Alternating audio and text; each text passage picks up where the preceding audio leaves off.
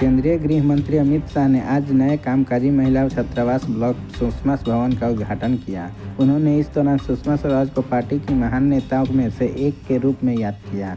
वहीं आम आदमी पार्टी के संयोजक अरविंद केजरीवाल पर हमला बोला। उन्होंने कहा कि अरविंद केजरीवाल राजनीति में आए तब कहते थे कि हम सरकारी गाड़ी नहीं लेंगे, सरकारी बंगला भी नहीं लेंगे, मगर आज 45 करोड़ रुपए का शीश महल बना लिया।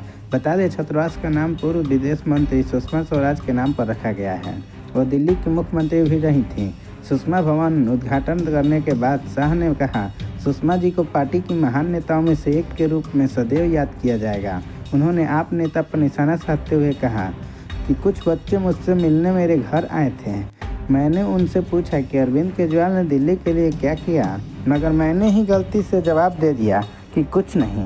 इस पर बच्चों में से एक ने कहा कि ऐसा नहीं है, उन्होंने अपने लिए एक बड़ा शीश महल बनवाया है।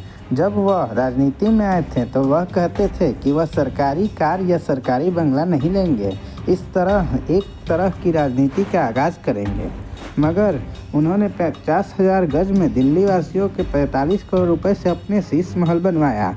केजरीवाल जी, आपको दिल्ली की जनता को हिसाब देना होगा। उन्होंने आगे कहा, शराब घोटाला, मोहल्ला क्लिनिक के नाम पर भ्रष्टाचार किया, दवाओं के नाम पर घोटाला किया, सीसीटीवी के नाम पर घोटाला किया, बस खरीद में घोटाला किया और सबसे बड़ा घोटाला निजी सुविधाओं के लिए अपना शीश महल बनवाने के लिए किया। उन्होंने सुषमा स्वराज को याद करते हुए कहा, देश के राजनीतिक इतिहास में वह उन नेताओं में से एक हैं जो NDA 1 और NDA 2 के दौरान मंत्री थीं, और वह भी महत्वपूर्ण विभागों में। मगर उन्हें केवल एक मंत्री के रूप में नहीं बल्कि विपक्ष के नेता के रूप में भी याद किया जाएगा।